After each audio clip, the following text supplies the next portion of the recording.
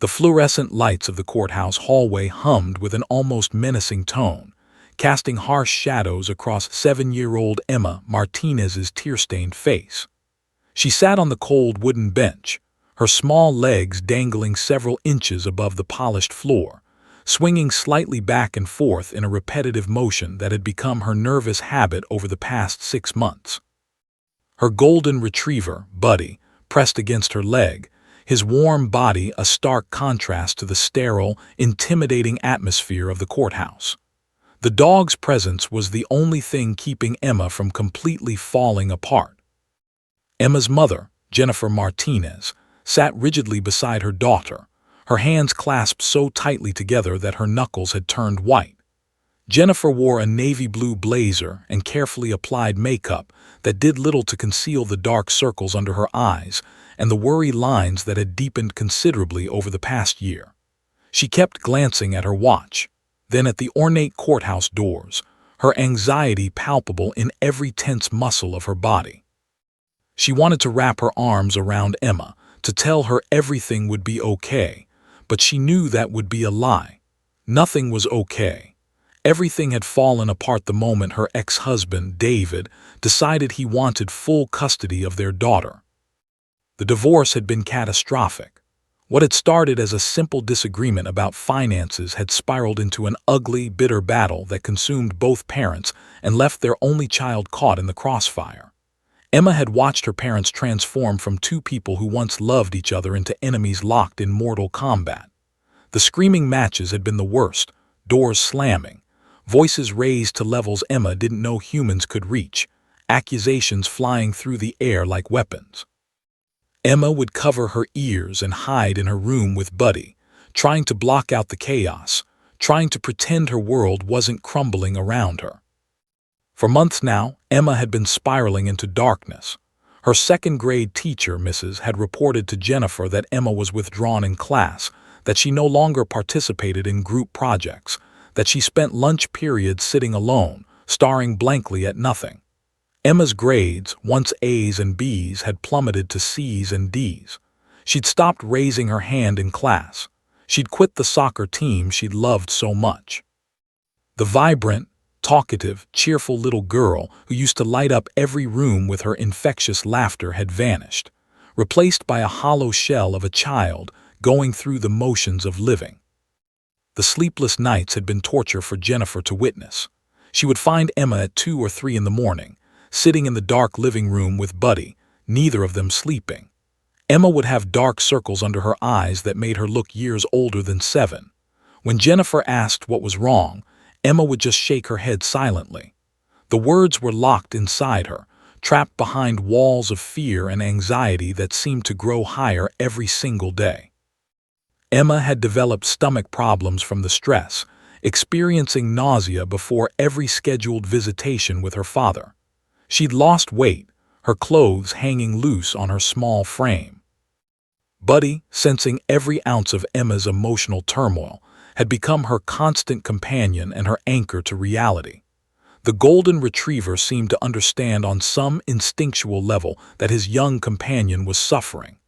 He would rest his head on her lap when she was crying, lick her tears away, and refuse to leave her side even when Jennifer called him to go outside.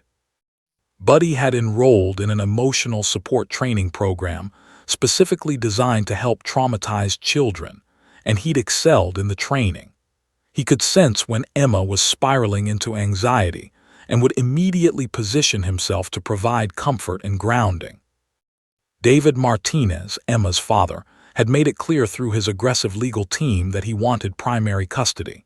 He claimed that Jennifer was brainwashing Emma against him, that she was coaching Emma to tell lies about him, that she was an unfit mother. The accusations were devastating and completely false, but David seemed to believe them, or at least he was committed to the narrative. He refused to acknowledge how his own behavior during the separation had affected Emma. He didn't seem to understand that screaming at a 7-year-old about her mother was abuse, that threatening to take away her beloved dog was psychological manipulation, that forcing her to listen to him, demean her mother for hours was emotional cruelty. Emma's attorney, Sarah, was one of the few people who seemed to truly understand what Emma was experiencing. Sarah specialized in child advocacy and had been fighting tirelessly to ensure that Emma's voice would be heard in court, that her feelings and her needs would matter. Sarah had explained to Emma in simple, age-appropriate language that today, in this courtroom, Emma would need to tell the judge about her feelings. The judge would ask her questions, and Emma needed to answer honestly. It was a monumental task to ask of a traumatized child. The night before the hearing, Emma hadn't slept at all. She'd lain in bed, staring at the ceiling, her mind racing with terrifying thoughts. What if the judge decided she had to live with her dad? What if she couldn't see her mom anymore? What if they took Buddy away?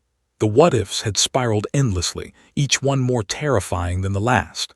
Jennifer had found her at dawn, sitting in the kitchen in her pajamas, a glass of untouched milk on the table in front of her. They'd held each other in silence, both too frightened to speak. Now, sitting in this hallway, Emma felt her heart pounding so hard she thought it might burst through her chest. She could hear muffled voices from inside the courtroom, people discussing her future, deciding her fate without her input. In a few minutes, she would have to go in there. She would have to sit on that witness stand, a place that looked so enormous and intimidating in the photograph Sarah had shown her, and she would have to testify. She would have to speak about things she didn't even have words for, feelings that were too big and too complicated for a 7-year-old to articulate. Buddy whined softly, pressing his nose against Emma's hand. She stroked his soft golden fur, drawing comfort from the familiar sensation. His brown eyes looked up at her with such unconditional love and understanding that tears began streaming down Emma's cheeks again. She wrapped her arms around the dog's neck, burying her face in his fur. "Please don't let them take me away from Mom," she whispered desperately to Buddy. "Please help me tell the truth." Jennifer reached over and gently stroked her daughter's hair, her own tears falling silently. She wanted to make promises, to guarantee that everything would work out, but she couldn't. The legal system was unpredictable. Judge had a reputation for being fair, but there were no guarantees. All Jennifer could do was hold her daughter and pray that the truth would prevail, that love would matter more than manipulation, that a mother's devotion would be recognized and protected. The courthouse doors suddenly opened. "Ms. Martinez, Emma, it's time," a court officer announced. Emma's stomach lurched. The moment of truth had arrived. The courtroom was already bustling with activity when Emma and her mother entered through the heavy wooden doors. The space was far more imposing than Emma had imagined from the photographs. High ceilings soared above her head, making her feel impossibly small. Mahogany paneling covered the walls, and the judge's bench loomed at the front of the room like a throne of authority. American flags stood on either side of the bench, and the seal of the state was prominently displayed. The air itself seemed thick with importance and consequence, pressing down on Emma's tiny shoulders. Emma's eyes widened as she took in the scene. There was her father, David, sitting at one table with his attorney, a tall, imposing man with sharp features and an expression that looked perpetually angry. David wouldn't make eye contact with his daughter, which was somehow worse than if he'd glared at her.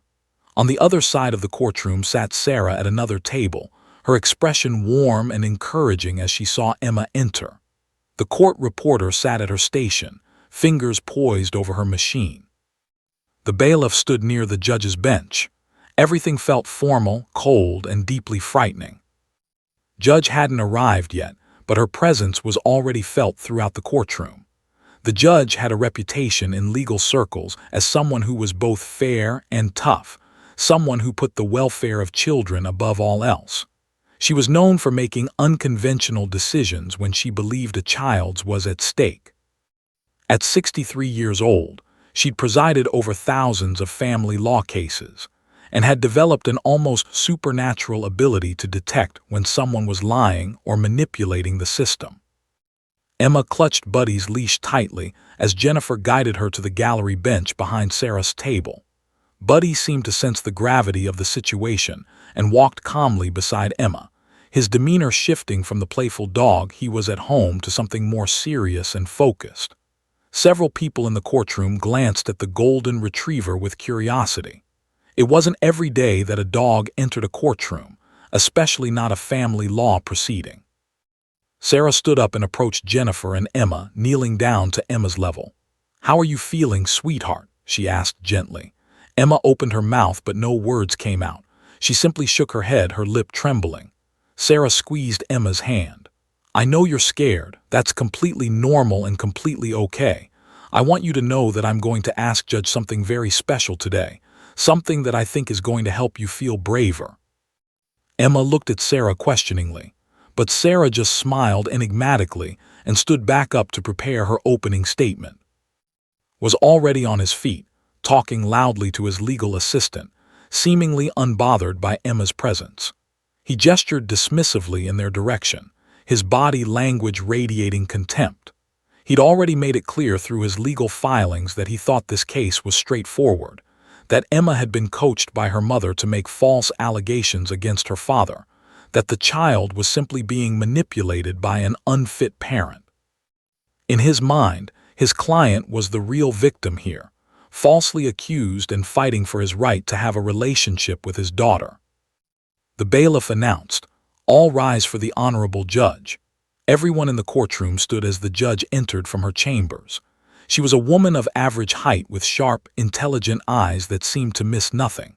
Her gray hair was pulled back in a neat bun, and she wore her black judicial robes with an air of quiet authority. She settled into her chair and looked out at the courtroom with an expression that was unreadable but somehow conveyed both compassion and absolute fairness. "Before we begin with opening statements," Sarah said, standing up confidently, "I'd like to make a request of the court, Your Honor." Judge gestured for her to continue. Sarah took a breath. "Your Honor, the child witness in this case, Emma Martinez, has been experiencing significant anxiety and trauma related to these proceedings. I would like to request that her emotional support animal, a certified service dog named Buddy, be permitted to remain in the courtroom during the child's testimony. This dog has been specifically trained to provide emotional grounding and support during moments of acute stress. The presence of this animal will help the child provide more accurate and complete testimony, and will reduce the risk of further psychological harm during what is already a difficult process." The courtroom went silent. Judge leaned back in her chair, her eyes narrowing slightly as she considered the request. This was indeed unusual. She'd been on the bench for nearly 30 years, and she couldn't remember the last time such a request had been made. Immediately shot to his feet. "Your Honor, I must strenuously object to this request," he bellowed, his voice echoing through the courtroom. "This is highly irregular and highly improper. The presence of an animal in the courtroom is a clear violation of standard court procedures and could prejudice the fact finder. A sympathetic dog sitting next to a child could improperly influence the court's perception of her testimony. This is an obvious manipulation tactic designed to distort the truth and should be immediately." "Your Honor," continued, packing back and forth, "allowing this animal into the courtroom sets a dangerous precedent. What's next? Every child witness will demand to bring their pet. The integrity of the judicial system depends on testimonial evidence being evaluated on its merit, not on the emotional manipulation created by having a cuddly dog present." Sarah remained calm and collected. "Your Honor, if I may respond, the American Disabilities Act and numerous court precedents have established that certified emotional support animals serve a legitimate function in reducing anxiety and trauma symptoms. This child is not bringing a pet into the courtroom. She's bringing a medical necessity. The purpose isn't to manipulate but to enable a traumatized child to provide truthful testimony. Research shows that children with anxiety disorders provide more complete and accurate testimony when they have emotional support present." Judge held up her hand, silencing both attorneys. She looked directly at Emma, studying the frightened child intently. Emma felt her heart pounding as the judge's gaze settled on her. Then the judge looked at Buddy, observing the dog's calm, steady demeanor and the way he remained focused on Emma, seemingly indifferent to the courtroom drama around them. "I'm going to grant this request," Judge announced firmly. Gasps echoed through the courtroom. "I've been doing this job for 30 years, and I've learned that sometimes the law needs to bend to serve justice. This child is clearly traumatized. She has a right to a fair hearing, and she has a right to support that helps her present her case truthfully. The presence of a support animal doesn't change the facts of this case. It simply creates conditions where those facts can emerge more clearly." She pointed at, "Counsel, your job will be to cross-examine vigorously if you believe the child is lying. The animal doesn't change that dynamic. What it does is allow this child to access her own voice. I will not permit justice to be obscured by technicality." Emma felt a wave of relief wash over her so intensely that fresh tears began to flow. She looked at Sarah, who smiled reassuringly. Jennifer reached back and squeezed her daughter's shoulder. Buddy pressed against Emma's leg, as if celebrating the victory. The judge looked at Emma one more time. "This court is adjourned for 15 minutes. When we reconvene, we'll begin the proceedings." The courtroom doors reopened, and everyone resumed their seats. Emma sat on the witness stand, a specially elevated chair that had been brought in to allow her to be at eye level with the attorneys and judge. The chair felt enormous, swallowing her small frame. Her hand trembled as she placed it on the Bible, repeating the oath the bailiff administered. "Do you swear to tell the truth, the whole truth, and nothing but the truth?" Emma's voice came out as barely a whisper. "I do." Buddy was positioned in the gallery directly behind the witness stand where Emma could see him if she turned her head slightly. The dog remained perfectly still, his golden coat gleaming under the courtroom lights, his brown eyes fixed intently on his young companion. His presence was comforting, but it also made Emma acutely aware of how alone she felt in that moment. She was about to expose things she'd never told anyone, secrets that had been festering in her heart like wounds that wouldn't heal. Sarah stood to conduct the direct examination first. She approached Emma with a warm smile and began asking gentle questions designed to establish Emma's comfort level and get her talking in a safe environment. "Emma, can you tell the court your full name?" "Emma Martinez." "And how old are you, Emma?" 7. "I'll be 8 next month." The questions were simple, designed to help Emma find her voice before moving into more difficult territory. But then it was turn. He rose from his seat with the demeanor of a predator approaching wounded prey. Emma's stomach lurched as she watched him gather his legal pad and approach the witness stand. Up close, he was even more intimidating than he'd appeared from across the courtroom. He was tall, with sharp features and cold gray eyes that seemed to bore straight through her. His suit was expensive, his tie perfectly knotted, everything about him screaming authority and power. "Good afternoon," Emma said, his tone deceptively friendly, but his smile didn't reach his eyes. "I'm going to ask you some questions, and I want you to think very carefully before you answer. Do you understand?" Emma nodded mutely. "I need you to speak up, Emma. The court reporter needs to hear your voice." "Yes, sir," Emma whispered. Began packing in front of the witness stand, a tactic designed to make the witness feel hunted. "Now, Emma, your mother has been telling you some things about your father, hasn't she?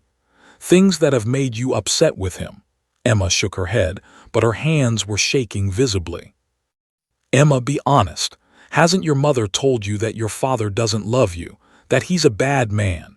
The question was loaded, designed to confuse and distress. Emma opened her mouth, but no words came out. Tears began forming in her eyes. "I'm going to ask you again, and I want you to think very carefully.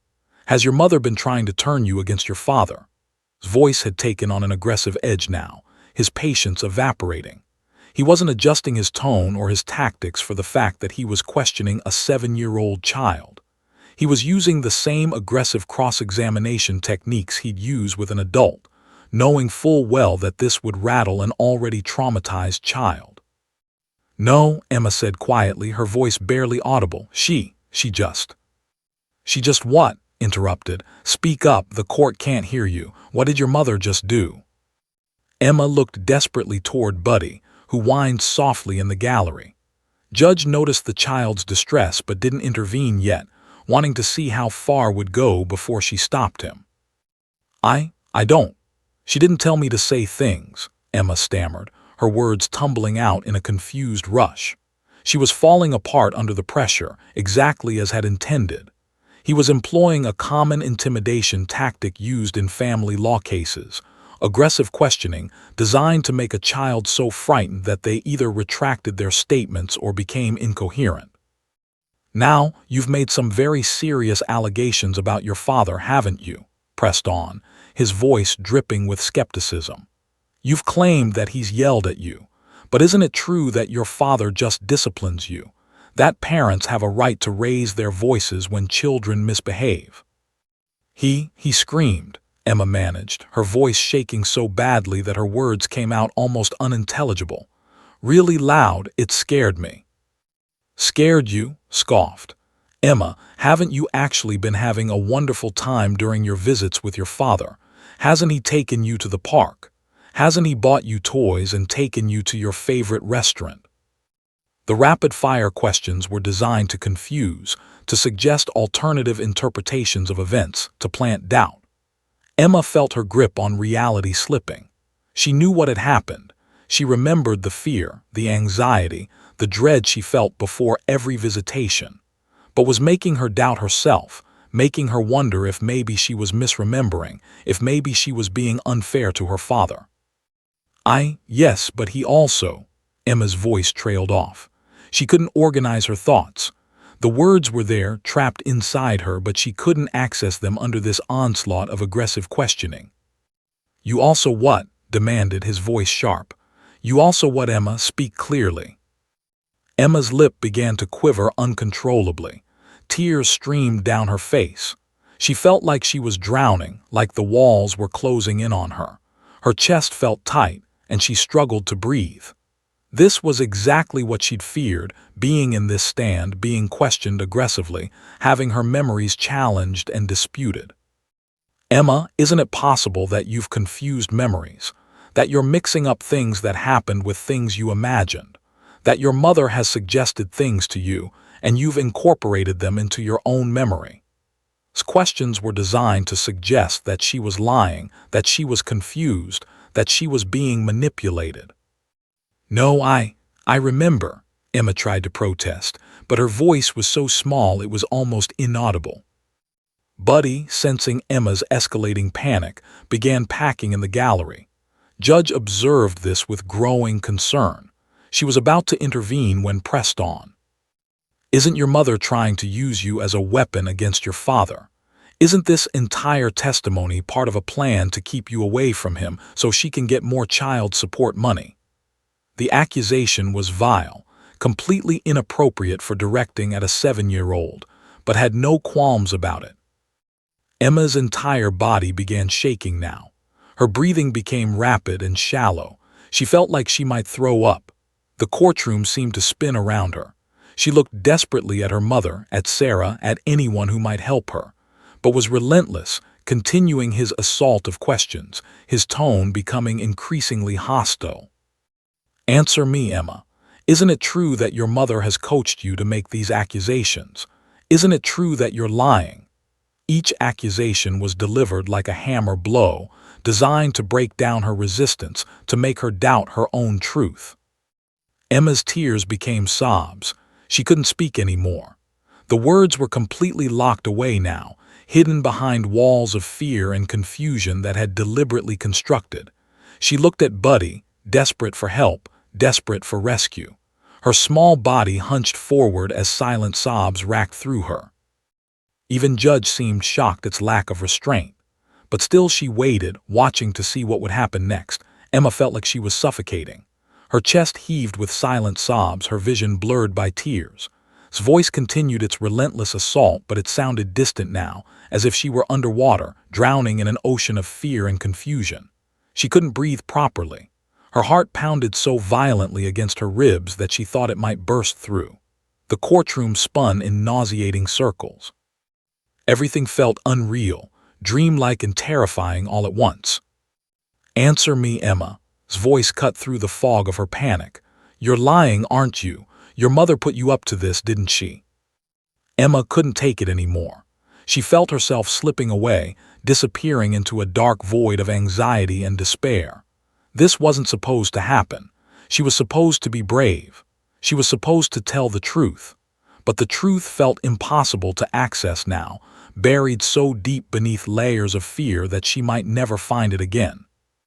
That's when Emma remembered. In the midst of her complete psychological breakdown, a single thought pierced through the darkness. The signal.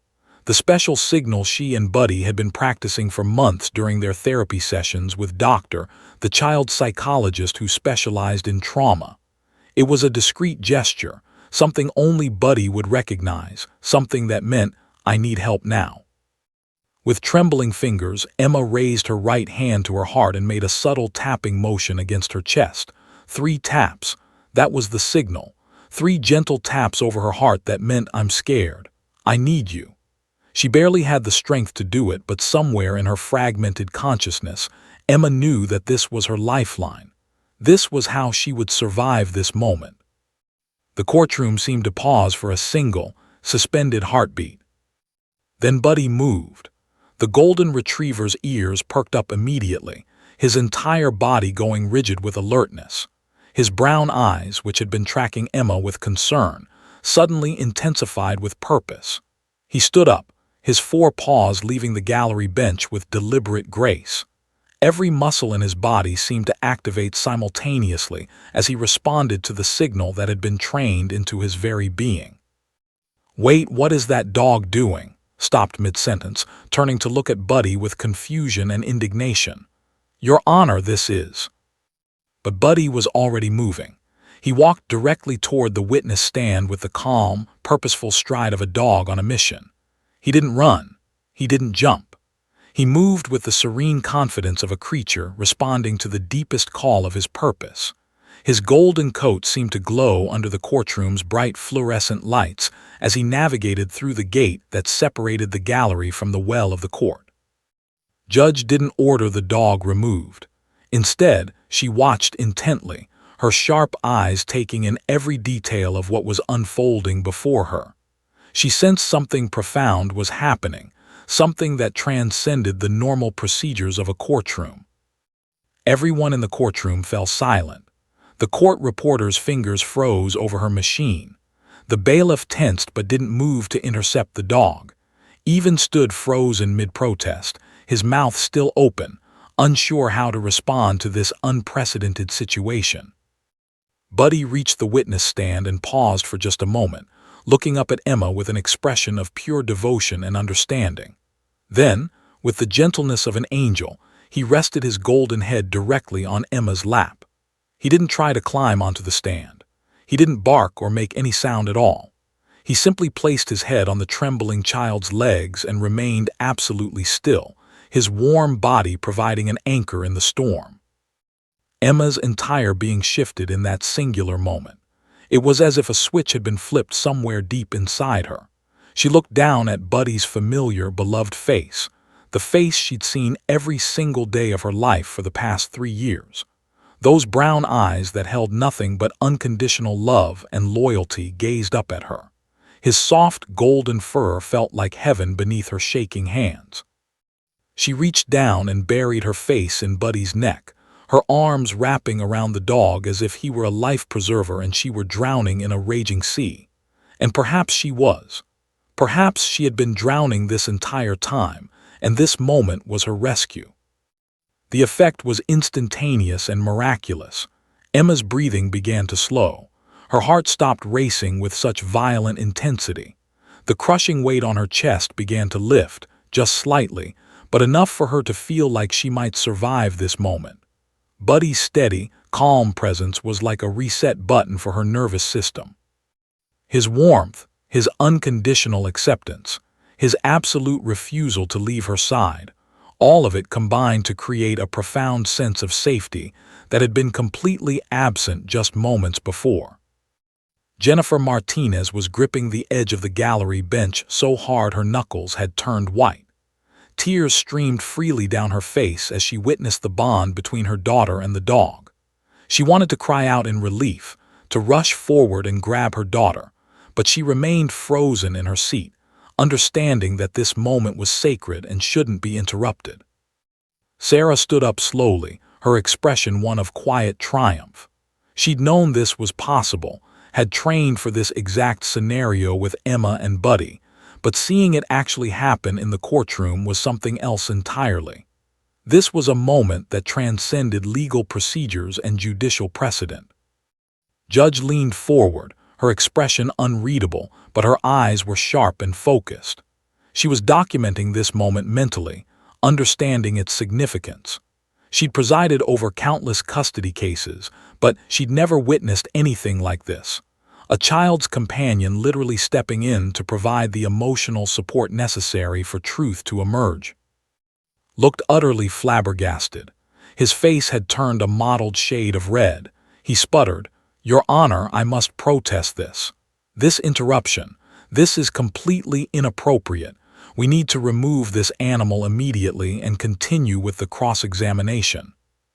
But Judge held up her hand, silencing him with a gesture. "Counsel, I'd suggest you observe carefully what's happening before you make any more demands. This child has a right to the support she needs in order to testify truthfully." Emma continued to hold Buddy, her face still buried in his fur. But gradually, her breathing continued to normalize. Her body, which had been tense and rigid, began to relax incrementally. Buddy remained perfectly still, providing his unwavering presence, asking nothing, expecting nothing, simply being exactly what Emma needed in that moment. After several minutes of this profound silence, Emma slowly lifted her head from Buddy's neck. Her face was still wet with tears, but something had changed in her expression. There was a spark there now, a glimmer of something that looked like courage. She looked at Buddy, and he looked back at her, their connection transcending species and species-typical behavior. Emma took a shaky breath and looked toward Judge. Then slowly she turned to face. Her eyes were still wet, her body still trembling slightly, but there was something different in her gaze now. It was the look of someone who had found their center, who had reconnected with their truth, who understood that they were not alone. Buddy's head remained on her lap, a constant, gentle weight that anchored Emma to reality, to truth, to the possibility that she could survive this. The miracle had occurred. Judge leaned back in her chair, studying Emma with an expression of careful attention. The entire courtroom seemed to hold its breath, waiting to see what would happen next. Stood at his table, uncertain whether to continue his aggressive questioning or step back. The moment felt delicately balanced on a knife's edge, as if one wrong word could shatter this fragile progress Emma had made. "Emma," Judge said softly, her voice gentle and measured, "are you ready to continue? There's no pressure. We can take as much time as you need." Emma nodded slowly. Her hand remained on Buddy's head, her fingers buried in his soft golden fur. The physical contact seemed to ground her, to keep her tethered to the present moment. She took a deep, shaky breath and looked up at the judge. When she spoke, her voice was barely audible, but it was there, tentative, fragile, but present. I want to tell the truth," Emma whispered. "That's very brave, Emma," Judge said, her voice carrying genuine warmth. "Take your time. Tell us what happened during your visits with your father. Tell us what made you scared." Sarah moved closer to the witness stand but remained silent, allowing space for Emma to find her own words. This was crucial. Emma's testimony needed to come from her own mouth, in her own words, without suggestion or prompting from adults who might be accused of coaching her. Emma's fingers continued to move through Buddy's fur in a repetitive, soothing motion. She stared down at the dog, drawing strength from his unwavering presence. When she finally began to speak, her words came out slowly, hesitantly, but with growing clarity. "Daddy, he gets really angry," Emma started, her voice small but audible now. "Last month I got a B on my math test. I was happy about it because I studied really hard, but when Daddy saw it, he started yelling." Emma paused, her lower lip trembling at the memory. "He said I was stupid. He said I was lazy. He said I was a disappointment." The courtroom was completely silent. Even the sound of the air conditioning seemed to fade away. He was screaming so loud, Emma continued, her voice growing slightly stronger as the words began flowing out. Like, really, really loud, and he threw my test paper on the ground. He told me I was never going to be smart enough for anything. He said I was embarrassing him. Jennifer Martinez's hands covered her mouth as tears streamed down her face. She'd known some of these details, but hearing them articulated by her daughter in such a formal setting made the reality of Emma's suffering hit her with renewed force. "What happened after that?" Judge asked gently. He said if I didn't get all A's from now on, he would take Buddy away," Emma said, and her voice cracked with emotion. "He said Buddy wasn't mine anymore if I couldn't be a better student. That scared me so much. I love Buddy more than anything." Buddy seemed to sense the emotional weight of these words, and he pressed his head more firmly against Emma's leg, as if assuring her that he wasn't going anywhere, that their bond was unbreakable. "Has your father yelled at you other times?" Judge asked. Emma nodded vigorously now, emboldened by Judge's calm, non-threatening demeanor. "Lots of times. He yells about everything. If my room isn't clean enough, he yells. If I'm not sitting the right way at dinner, he yells. If I breathe too loud, he yells." The words were coming faster now, like a dam breaking, releasing months of pent-up fear and confusion. "It makes me feel so scared. My stomach hurts. I can't sleep. I have nightmares." "Has your father ever said mean things about your mother?" the judge asked. Emma's eyes filled with fresh tears. "He makes me listen to him say bad things about Mommy. He says she's a liar. He says she doesn't really love me. He says she's trying to trick me. He goes on and on for hours and hours." Emma's voice became more agitated as she recounted these experiences. "And then he makes me promise not to tell Mommy what he said. He says if I tell her, he'll be really mad at me."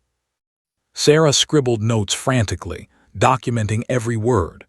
This testimony was powerful, credible, and came directly from the source, the child herself, speaking her truth without adult mediation or suggestion.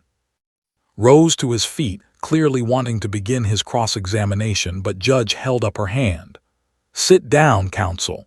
The child is finally communicating. Let her speak." "How does your dad's yelling make you feel?" Judge continued. "Scared," Emma said immediately.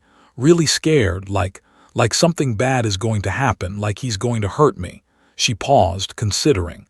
"Not like he's going to hit me, but like he's going to yell so loud that I'll disappear, or like the house is going to shake apart from his yelling." The judge made notes in her leather-bound notebook, her expression grave and thoughtful. She'd heard this type of testimony before, descriptions of emotional abuse from children who lacked the sophisticated vocabulary to articulate psychological trauma, but who could convey the experience through vivid, emotionally truthful language. "Tell me about what happens during your visits with your father," Judge said. "Walk me through a typical visit." Emma took another deep breath, still stroking Buddy's head. "When I have to go to his house, I feel really worried and sick the whole day before. Like the day I'm supposed to go, I throw up sometimes. Mommy says it's nerves." Emma looked down at Buddy. "I always say goodbye to Buddy extra long because I'm scared I might not see him again. And when I get there, Daddy acts nice at first. He'll try to give me a hug, but his eyes look mean. It's like he's pretending to be nice, but he's not actually nice." This description demonstrated a level of emotional insight that was remarkable for a 7-year-old. Emma was describing her father's manipulative behavior in ways that adults who worked with trauma survivors would recognize as textbook emotional abuse and gaslighting. "And then what happens?" the judge prompted.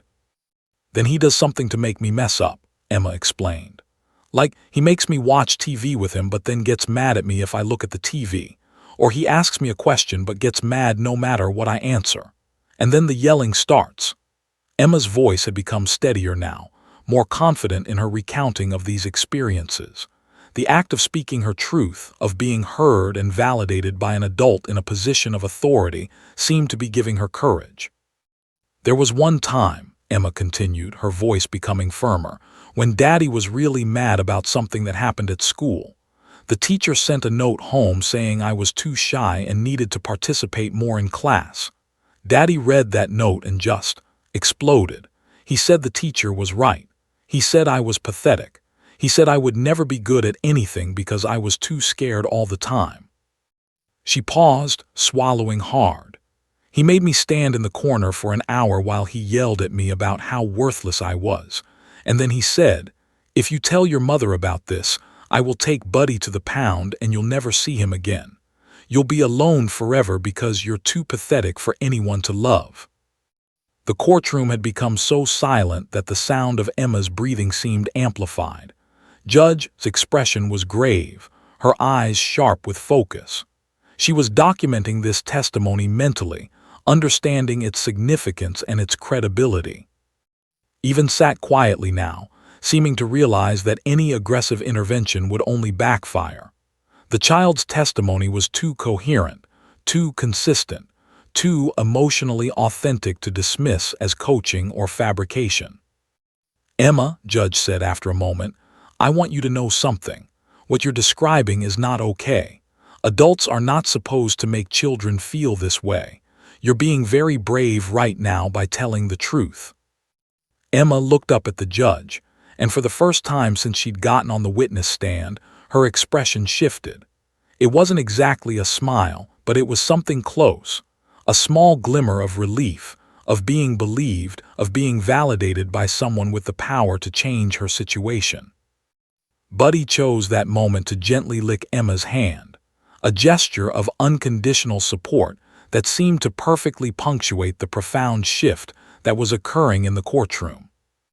The voice that had been locked away for so long had finally been released. The truth, for which Emma had been searching so desperately, was finally being spoken aloud, finally being witnessed, finally being honored. Judge continued her questioning, her voice remaining gentle but purposeful. Emma had found her rhythm now, the words flowing more easily with each passing minute.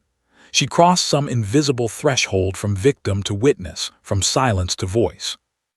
The transformation was visible in her posture, her breathing, her entire demeanor. "Emma, you mentioned that your father threatened to take Buddy to the pound," Judge said carefully. "Has he made other threats like that?" Emma nodded emphatically. "He says stuff like that all the time. He says if I don't do what he wants, he'll take Buddy away. He says if I tell Mommy bad things about him, he'll make sure I never see Buddy again. He says he'll tell me Buddy got lost or ran away, but really he'd take him to the pound and Emma's voice broke slightly, but she pressed on with determination. "And he'd tell me it was my fault because I didn't listen to him." "That must feel very frightening," Judge said with genuine compassion, "using your love for Buddy as a way to control you." "It makes me feel like he doesn't really love me," Emma said, her words becoming more introspective. "Because if he really loved me, he wouldn't threaten to take away the thing I love most. Real love doesn't come with mean threats." The sophistication of this observation, that a child could articulate the incompatibility between love and coercive threats, spoke volumes about Emma's emotional intelligence and the authenticity of her testimony. This wasn't the language of a coached child. This was the genuine reflection of a traumatized child processing her own experience. Sarah made additional notes, her expression showing quiet satisfaction. The testimony was building perfectly, establishing a clear pattern of emotional abuse that no reasonable judge could ignore. "Tell me about your relationship with your mother," Judge continued. "How does she treat you?" Emma's entire face transformed when the question was asked. For the first time, her expression brightened noticeably. "Mommy is really nice. She listens to me. When I tell her I'm scared or sad, she doesn't get mad. She holds me and listens. She makes me my favorite foods. She helps me with homework but doesn't yell if I don't understand something right away."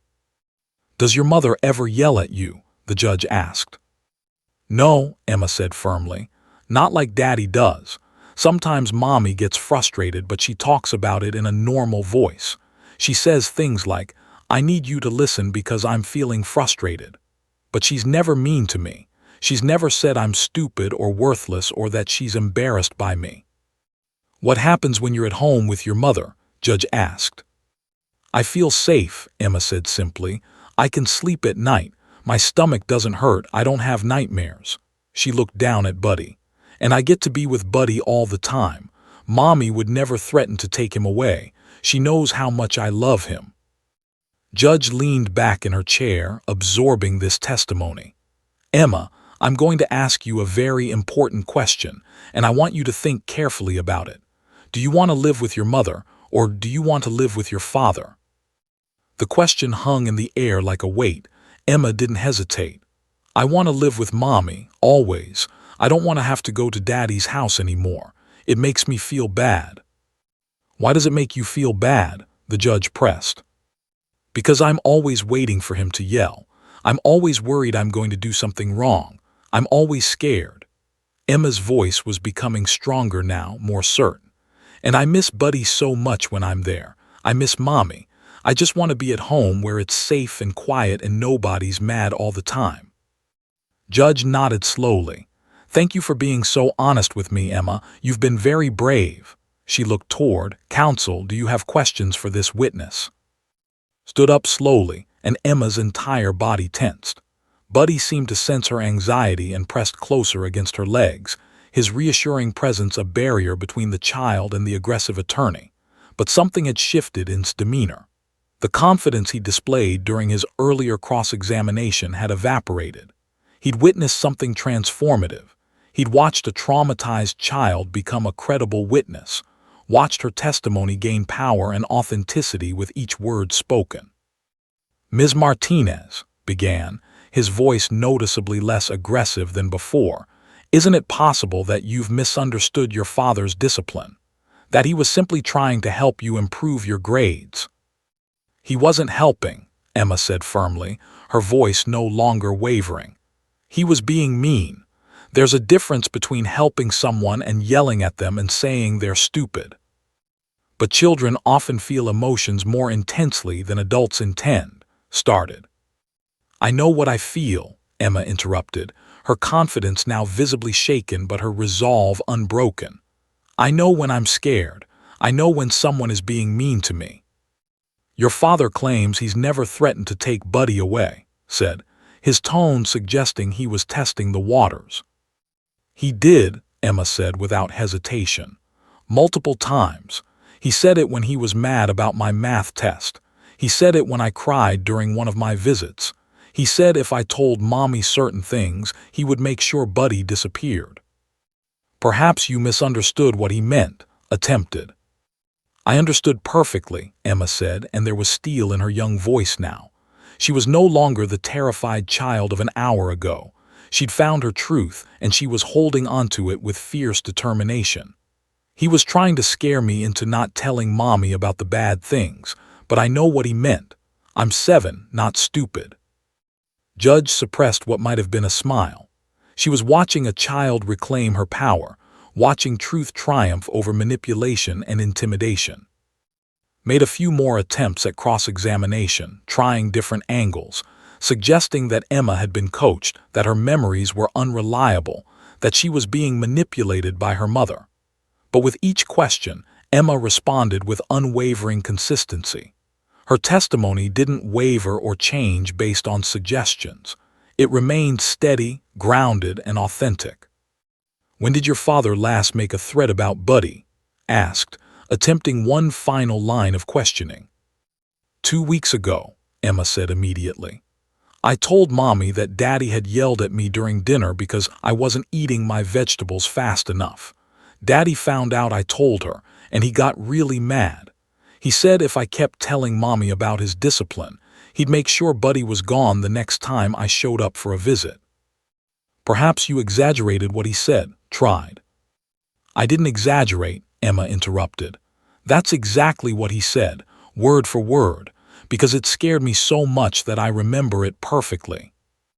Looked toward Judge, apparently realizing that continuing this line of questioning was only reinforcing Emma's credibility. "No further questions," he said, his voice subdued. "You may step down, Emma," Judge said gently. "You did an exceptional job today." As Emma climbed down from the witness stand, Buddy immediately rose and positioned himself beside her, his body touching hers protectively. Emma's arm wrapped around the dog's neck, and together they walked back toward the gallery where Jennifer was waiting, her face streaked with tears of vindication and relief. The testimony had been delivered, the truth had been spoken, and in that courtroom, everyone understood that something fundamental had shifted. A child had found her voice, and no amount of legal maneuvering or aggressive cross-examination could silence it now. The bond between Emma and Buddy had transcended the typical limitations of courtroom procedure, creating space for truth to emerge in its most powerful form. Judge made additional notes, her expression thoughtful and resolved. The evidence was clear. The decision she would need to make was becoming increasingly obvious. The courtroom had been adjourned for 2 hours while Judge retired to her chambers to review the testimony, examine the evidence, and deliberate on what had been presented. The hallway outside the courtroom was tense with anticipation. Jennifer sat with Emma and Buddy, holding her daughter close, whispering reassurances that she wasn't entirely sure she believed. David Martinez sat apart, his expression darkening by the minute. His attorney paced back and forth, occasionally speaking in hushed tones to his client, his earlier confidence completely evaporated. Sarah sat quietly, reviewing her notes, her expression unreadable but her body language suggesting quiet confidence. She'd seen hundreds of custody cases, but few with testimony as powerful and authentic as what Emma had provided. She'd witnessed a judge genuinely moved by a child's words, had observed the subtle shifts in Judge's expression that indicated the judge's mind was being made up in real time as Emma spoke. When the bailiff finally announced that court was reconvening, everyone filed back into the courtroom with a sense of historic significance. This wasn't just another family law case anymore. This was a moment that would be talked about for years, the case where a dog's intervention had helped a child find her voice. Judge entered from her chambers and settled into her seat at the bench. She looked down at the courtroom with an expression of grave resolution. Her hands were folded on the bench in front of her, and her eyes scanned the room, taking in every face. Emma's frightened but determined expression, Jennifer's hopeful desperation, David's angry confusion, carefully neutral mask.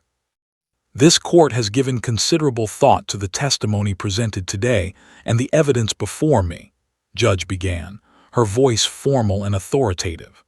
What I have witnessed in this courtroom today is a profound example of the resilience and honesty of a child and the power of love to overcome fear. She paused, allowing the weight of her words to settle over everyone present. I have presided over family law matters for nearly 30 years. I have seen manipulation, dishonesty, and calculated attempts to deceive this court. I have also seen genuine suffering, authentic pain, and children struggling to be heard in a system that often makes it difficult for young voices to be amplified. Judge looked directly at Emma. Today, I witnessed something extraordinary. David Martinez shifted uncomfortably in his seat. His attorney placed a hand on his arm, clearly signaling him to remain still. The testimony provided by the minor child, Emma Martinez, was consistent, detailed, emotionally authentic, and most importantly, credible, Judge continued. The child's account of incidents involving verbal aggression, emotional manipulation, and coercive control was corroborated by behavioral observations and psychological documentation previously submitted to this court. She turned several pages in her leather-bound notebook, reviewing her own detailed notes from Emma's testimony. The respondent, David Martinez, has failed to provide credible counter-testimony or evidence contradicting the child's statements. His counsel's attempt to discredit the child through aggressive cross-examination only served to further validate the child's claims about the respondent's propensity for intimidation and emotional coercion. His jaw clenched visibly. He clearly wanted to object, but he remained silent, understanding that to speak now would only make matters worse. I am particularly troubled by the respondent's alleged use of the child's beloved pet as an instrument of coercive control, Judge said, her voice becoming colder, more formal. Using a child's love for an animal as a weapon to ensure compliance and silence is a form of psychological abuse. It demonstrates a fundamental misunderstanding of parental responsibility and an alarming willingness to weaponize a child's emotions for personal gain. Jennifer reached over and squeezed Emma's hand.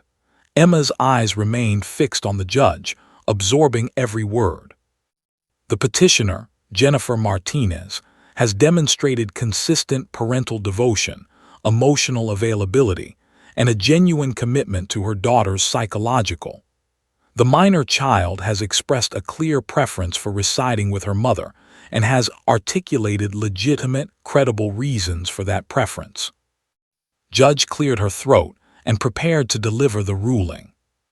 Therefore, it is the order of this court that primary physical and legal custody of the minor child, Emma Martinez, is hereby awarded to Jennifer Martinez, the petitioner.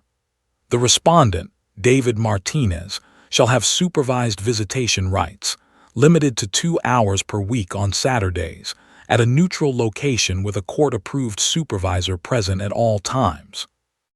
The courtroom erupted. Jennifer gasped, her hand covering her mouth as tears immediately began streaming down her face. She pulled Emma into a tight embrace, sobbing with relief and vindication. Emma began crying too, tears of joy and cathartic release. Buddy stood on his hind legs, his paws resting on both mother and daughter, as if he understood the magnitude of what had just been decided. Furthermore, Judge continued, raising her voice to be heard over the commotion, the respondent is ordered to complete a minimum of 12 weeks of anger management counseling and family therapy before any unsupervised visitation will be considered. David Martinez's face had turned a deep shade of crimson. He stood abruptly, his chair scraping loudly against the floor. "This is bullshit. This is complete." "Sit down," Judge said sharply, her voice cutting through the courtroom like a blade. "If you speak one more inappropriate word, you will be held in contempt of court. Do you understand me?" David sat back down, his entire body trembling with rage and frustration.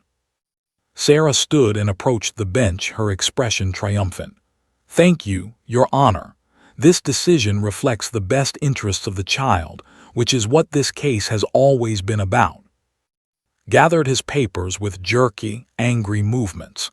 He said nothing to his client but stood up and prepared to leave, his demeanor suggesting that he knew he'd lost not just a case, but potentially his credibility in the courtroom as well. "There is one more matter I wish to address," Judge said, and everyone paused to listen. She removed her reading glasses and looked directly at Emma. "I want to make a statement for the record regarding the role of the emotional support animal in these proceedings." The entire courtroom seemed to lean forward, waiting for what the judge would say. The presence of the minor child certified emotional support dog, Buddy, in this courtroom served a critical function, Judge announced formally. This animal provided immediate emotional stabilization to a traumatized child who was on the verge of psychological breakdown during aggressive cross-examination. The dog's instinctive response to the child's distress demonstrated a level of emotional attunement and protective devotion that I believe enabled the child to access her truth and provide testimony that was more complete and authentic than would have been possible without this crucial support. She paused, ensuring that everyone understood the significance of her statement.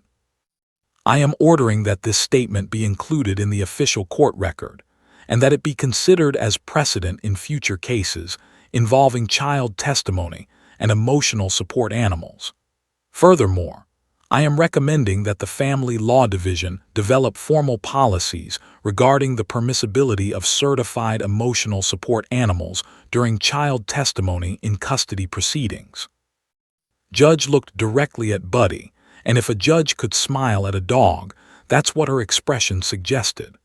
The dog demonstrated what it means to stand by someone you love when they need you most. That is a lesson we could all learn from. Emma stood up, still holding onto Buddy, and looked directly at Judge. In a voice that was now steady and clear, she said, "Thank you, Your Honor."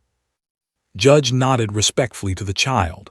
"The judgment of this court is final. Court is adjourned." The bailiff announced the adjournment, but nobody moved. Instead, the courtroom seemed frozen in a moment of profound significance. Jennifer embraced her daughter, Buddy between them, their little family unit finally restored and protected by the law. News cameras waited outside the courthouse, eager to capture the story of the child and her dog who had changed the course of justice. As they prepared to leave, Judge called out one final time. "Ms. Martinez, Emma, I hope your future is filled with safety, love, and the unwavering devotion of that remarkable dog. You both deserved this outcome." Emma looked back at the judge and nodded, her small hand never leaving Buddy's golden fur. The dog had carried her through the darkest moment of her young life and had delivered her to freedom, safety, and justice. The verdict was in. The truth had prevailed, and a little girl and her dog had changed the course of their own destiny. 3 months had passed since the courtroom verdict that changed everything. Emma stood in the backyard of her new home with her mother, a charming 2-bedroom cottage with white shutters and a wraparound porch. The yard was spacious and green, with an old oak tree that provided perfect shade during hot afternoons.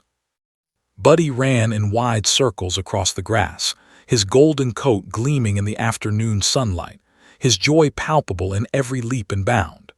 Emma's laughter filled the air, genuine, unguarded, free of the anxiety that had haunted her for so long. "Come on, Buddy, faster," Emma called out, her voice bright and animated in a way that would have seemed impossible just a few months earlier. She chased the dog across the lawn, her legs pumping, her face flushed with exertion and happiness. For the first time in what felt like forever, Emma was simply a 7-year-old girl playing with her dog on a beautiful day. There was no fear lurking beneath the surface, no anxiety coiling in her stomach, no dread about what came next. Jennifer watched from the porch, sipping a cup of tea, tears of gratitude streaming silently down her face. She'd cried a lot in the past 3 months, tears of relief, tears of joy, tears of righteous vindication. But these tears were different. These were tears of healing, of a mother witnessing her daughter's resurrection from the ashes of trauma. Emma's life had transformed dramatically since that pivotal day in court. She'd returned to school with a new sense of confidence that surprised even her teachers. Mrs., her second-grade teacher, had noticed the change immediately. Within the first week back, Emma raised her hand multiple times during class discussions. She volunteered to present her book report to the class. She joined a study group and started helping other students with math problems. The shell of a child had cracked open, revealing the bright, curious, intelligent girl who had been trapped inside all along. Her grades had improved exponentially. The bee that had once triggered her father's rage had become something to celebrate rather than something to hide. Emma now consistently received A's and B's, and more importantly, she understood that her worth as a person had nothing to do with her academic performance. Jennifer had made sure to reinforce this crucial distinction every single day. The nightmares had gradually faded. Where Emma had once woken up 3 or 4 times per night, screaming or sobbing, she now slept through most nights peacefully. On the rare occasions when a nightmare did occur, she would simply pad into her mother's room, climb into bed, and fall back asleep within minutes, comforted by her mother's presence and the knowledge that she was safe. Her stomach issues had resolved almost immediately after the court verdict, as if her body had been waiting for permission to heal. The nausea that had plagued her before visitations disappeared entirely once the supervised visitation arrangement was put in place. Emma's appetite returned, and she regained the weight she'd lost during the most stressful periods of the custody battle. But perhaps the most remarkable change was in her social relationships. Emma had rejoined her soccer team, and while she wasn't the most skilled player on the field, she was certainly the happiest. She made new friends, invited classmates over for, and participated in school activities with genuine enthusiasm rather than fearful obligation. Her teacher reported that Emma was now one of the most well-liked students in the class, kind, empathetic, and genuinely interested in others. The supervised visitations with her father had been complicated. David Martinez had reluctantly with the court-ordered anger management and family therapy sessions. During the 2-hour supervised visits on Saturdays, Emma remained polite but emotionally distant. She no longer feared him. Fear had been replaced by something more like indifference tinged with caution. She answered his questions in monosyllables, showed him her schoolwork with minimal enthusiasm, and spent most of the time counting down the minutes until the visit would end. David had made no effort to change his behavior or acknowledge his role in the damage he'd caused. During the third visit, he'd actually tried to blame Emma for the custody decision, suggesting that she'd lied in court. The supervisor had immediately documented the incident and reported it to Judge. The next court date resulted in a suspension of his visitation rights pending the completion of his mandatory counseling sessions and a reassessment of his suitability for even supervised contact. Emma didn't feel sad about this. In fact, she felt relieved.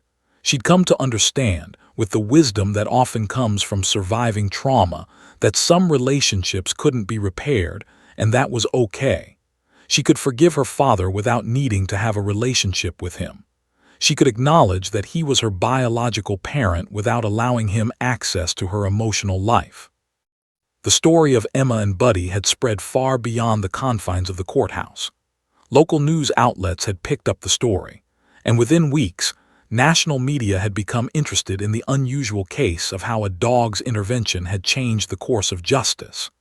Emma and Buddy had been featured on morning talk shows, in parenting magazines, and on various news outlets discussing child trauma and emotional support animals. Judge's written ruling, which included her statement about the role of Buddy in the proceedings, had indeed become precedent in the legal community. Family law attorneys throughout the state were now citing the case in discussions about accommodations for traumatized child witnesses. The Family Law Division had, as promised, developed formal policies regarding emotional support animals during child testimony in custody proceedings. Buddy had become something of a celebrity in their small town. Children would recognize him at the grocery store and ask for his autograph, or rather, ask Emma to sign her name next to their drawings of the famous dog. Local businesses had reached out, offering free products and services as a way of showing their support for Emma's story. A children's book publisher had even approached Jennifer about writing a children's book based on Emma's experience, with illustrations focusing on the bond between Emma and Buddy. But Emma and Jennifer had been careful not to let the attention consume their lives. They turned down most media requests after the initial wave of coverage, preferring to focus on the quiet, everyday work of healing and building a stable, peaceful life together.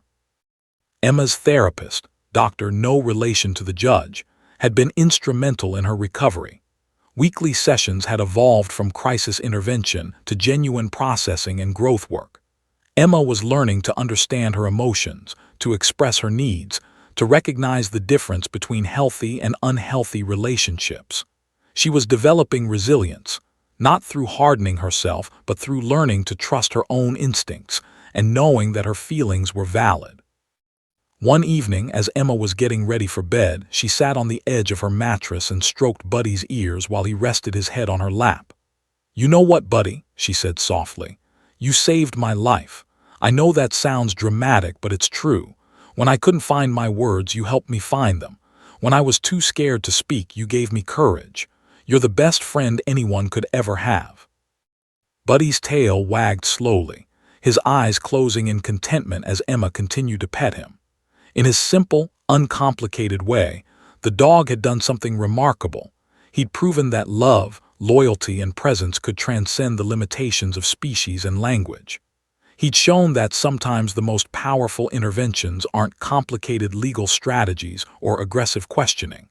They're the simple act of being there for someone you love when they need you most. Jennifer watched from the doorway, her heart overflowing with gratitude for the dog who had carried her daughter through the darkest period of her young life. She pulled up a chair and sat beside Emma, wrapping her arm around her daughter. Emma leaned against her mother, and Buddy positioned himself so that he was touching both of them, their little family unit complete and whole. "Thank you for never giving up on me, Mommy," Emma whispered. "Thank you for being so brave," Jennifer replied, kissing the top of her daughter's head. Outside, the stars were beginning to emerge in the twilight sky. The future stretched ahead of them, uncertain in some ways, but no longer shadowed by fear. Emma had learned that she had a voice, that her truth mattered, that she deserved to be safe and loved and heard. These lessons would stay with her for the rest of her life, carried forward by the unwavering presence of the golden dog who had loved her unconditionally through her darkest hours. Buddy had changed more than just Emma's life. He changed the legal system's understanding of trauma and healing. He demonstrated the profound healing power of the human-animal bond. Most importantly, he'd shown a frightened little girl that she wasn't alone, that she had an advocate who would stand by her no matter what, and that courage sometimes comes not from within ourselves but from the love of someone, or in this case, someone of a different species, who believes in us unconditionally. As the three of them sat together in the gathering darkness, listening to the sounds of crickets and the gentle rustle of leaves, Emma whispered one final time, "I love you, Buddy. Thank you for helping me find my voice." And Buddy, in his simple, perfect way, licked her face and rested his head against her chest, over her heart, the very place where she'd tapped out that desperate signal that had changed everything. The end.